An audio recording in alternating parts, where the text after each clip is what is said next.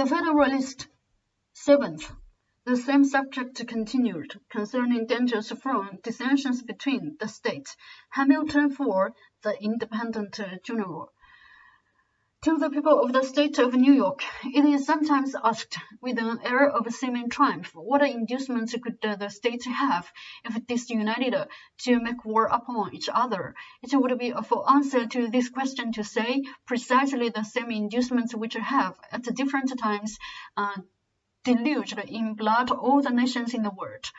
But unfortunately for us, the question admits of a more particular answer.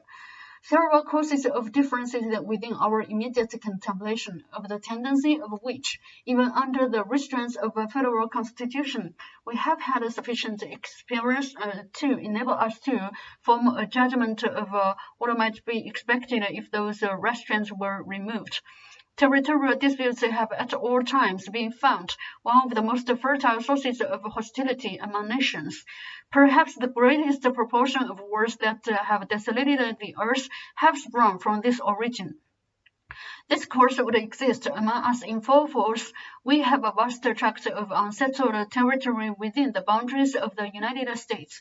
There still are discordant and undecided claims between several of them, and the dissolution of the Union would lay a foundation for similar claims between them all.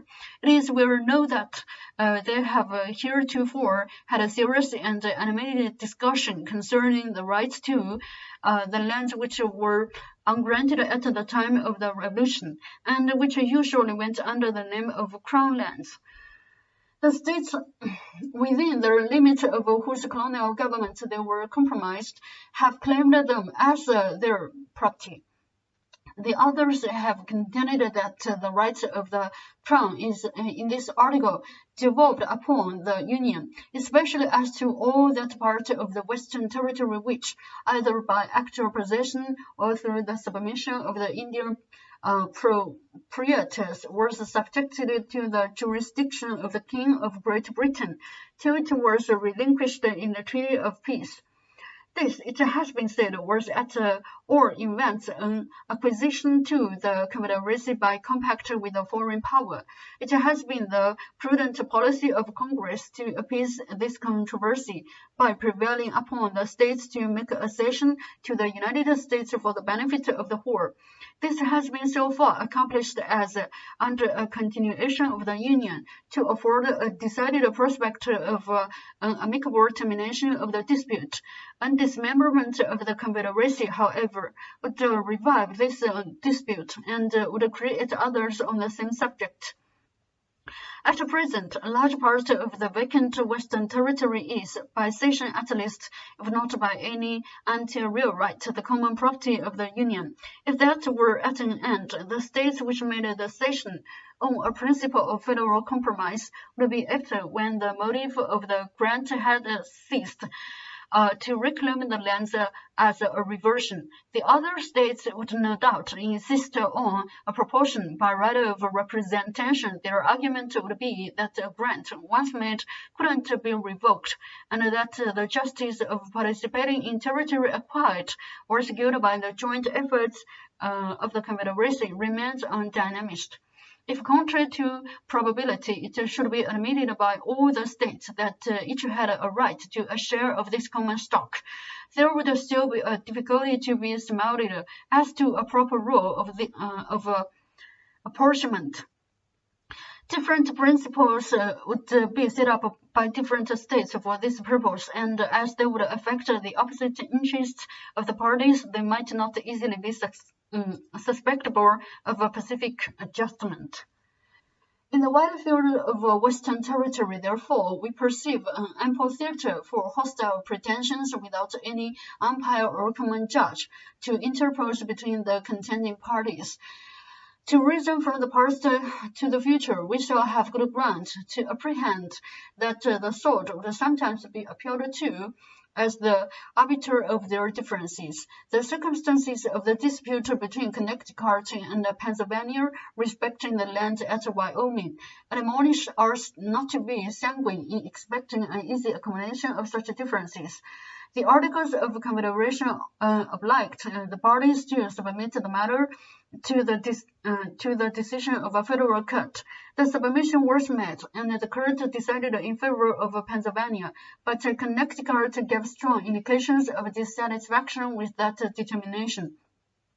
Nor did she appear to be entirely resigned to it till, by negotiation and management, something like an equivalent was found for the loss she supposed herself to have sustained.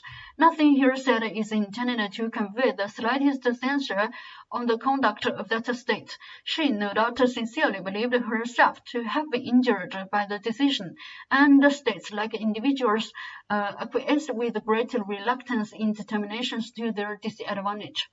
Those who had an opportunity of seeing the inside of the transactions which attended the progress of the controversy between this state and the District of Vermont can vouch the opposition we experienced as well from states not interested as from those which were interested in the claim, and can attest to the danger to which the peace of the Confederacy might have been exposed had this state attempted to assert its rights by force. Two motives preponderated in that opposition. 1. A jealousy entertained of our future power, and the other, the interest of certain individuals of influence in the neighboring states, who had obtained grants of land under the actual government of that district. Even the states which brought forward claims in contradiction to ours seemed more solicitous to dismember this state than to establish their own pretensions. These were New Hampshire, Massachusetts, and Connecticut. New Jersey and Rhode Island, up on all occasions, discovered a warm zeal for the independence of Vermont, and Maryland, till alarmed by the appearance of a connection between Canada and that state, entered deeply into the same views. These, being small states, saw with an unfriendly eye the perspective of our growing greatness. In a review of these transactions, we may trace some of the courses which would be likely to imbroil the states with each other, if it should be either the unpropitious destiny to become disunited. The competitions of commerce would be another fruitful source of contention. The states less favorably circumstanced would be desirous of escaping from the disadvantages of local situation and of sharing in the advantages of their more fortunate neighbors. Each state or separate confederacy would pursue a system of commercial policy peculiar to itself. This would occasion distinctions, preferences, and exclusions which would beget discontent. The habits of intercourse on the basis of equal privileges, to which we have been accustomed since the earliest settlement of the country, would give a nearer edge to those courses of discontent than they would naturally have, independent of this circumstance. We should be ready to denominate injuries to those things which were in reality the justifiable acts of independent sovereignties consulting a distinct interest.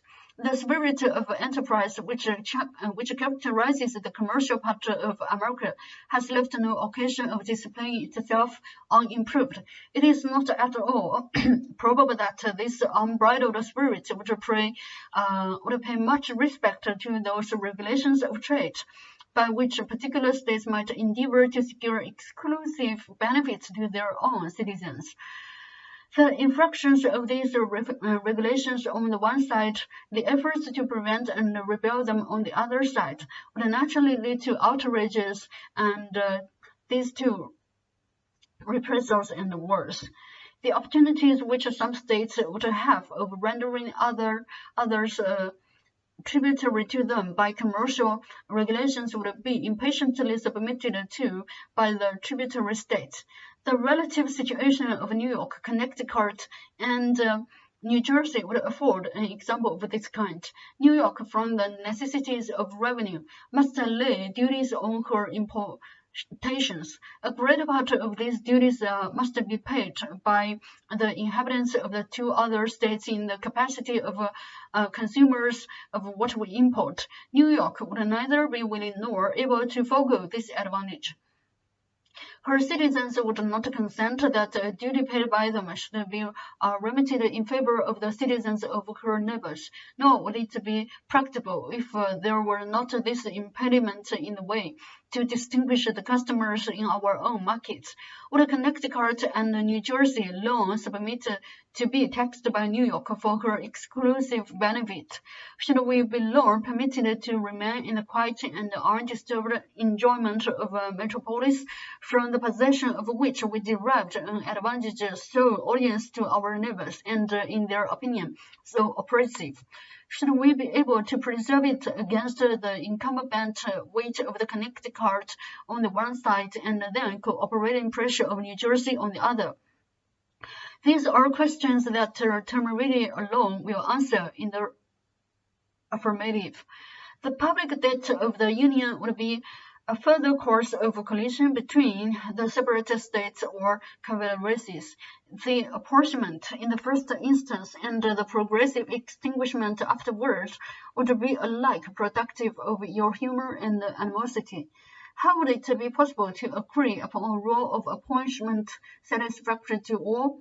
There is scarcely any that can be proposed which is entirely free from real objections. These, as usual, would be exaggerated by the adverse interest of the parties. There are even dissimilar views among the states as to the general principle of discharging the public debt. Some of them, either less impressed with the importance of national credit, or because their citizens have little, if any, immediate interest in the question, feel an indifference, if not repugnance, to the payment of the domestic debt at any rate. This would be inclined to magnify the difficulties of distribution. Others of them, a numerous body of whose citizens are creditors of the public beyond the proportion of the state in the total amount of the national debt, would be strenuous for some equitable and effective provision. The procrastinations of the former would excite the resentment of the latter. The settlement of a rule would, in the meantime, be postponed by real differences of opinion and affected delays. The citizens of the states interested would counter foreign powers would urge for the satisfaction of their just demands, and the peace of the states would be hazarded to the double contingency of external invasion and internal contention. Suppose the difficulties of agreeing upon a rule surmounted and the apportionment made, still there is great room to suppose that the rule agreed upon would, upon experiment, be found to bear harder upon some states than upon others. Those which were sufferers by it would naturally seek for a mitigation of the burden. The others would as naturally be disinclined to a revision which was likely to end in an increase of their own encumbrances. Their refusal would be too plausible a pretext to the complaining states to withhold their contributions, not to be embraced with avidity, and the non-compliance of these states with their engagements would be a ground of bitter discussion and altercation. If even the rule adopted should in practice justify the quality of its principle, still delinquencies in payments on the part of some of the states would result from a diversity of other causes: the real deficiency of resources, the mismanagement of their finances, accidental disorders in the management of the government, and in addition to the rest, the reluctance with which men commonly part with money for purposes that have outlived the exigencies which produced them and interfere with the supply of immediate wants. Delinquencies from whatever causes would be productive of complaints, recriminations, and quarrels. There is perhaps nothing more likely to disturb the tranquillity of nations than their being bound to mutual contributions for any common object that doesn't yield an equal and coincident benefit. For it is an observation as true as it is trite that there is nothing men differ so readily about as the payment of money. Laws in violation of private contracts as they amount to operations on the rights of those states whose citizens are injured by them may be considered as another probable source of hostility. We are not authorized to expect that a more liberal or more equitable spirit would preside over the legislations of the individual states hereafter. If unrestrained by any additional checks, then we have heretofore seen in too many instances disgracing their several codes. We have observed the disposition to retaliation excited in Connecticut in consequence of the enormities perpetrated by the legislature of Rhode Island, and we reasonably infer that in similar cases, under other circumstances of war, not of parchment, but of the sort, would chastise such atrocious breaches of moral obligation and social justice. The probability of incompatible alliances between the different states or confederacies and the different foreign nations, and the effects of this situation upon the peace of the whole, have been sufficiently unfolded in some preceding papers. From the view they have exhibited of this part of the subject, this conclusion is to be drawn, that America, if not connected at all, or only by the fearful tie of a simple league, offensive and defensive, would, by the operation of such jarring alliances, be gradually entangled in all the pernicious labyrinth of European politics and wars, and by the destructive contentions of the parts into which she was divided, would be likely to become a prey to the artifices and machinations of powers equally the enemies of them all. Divide et impera must be the motto of every nation that either hates or fears us.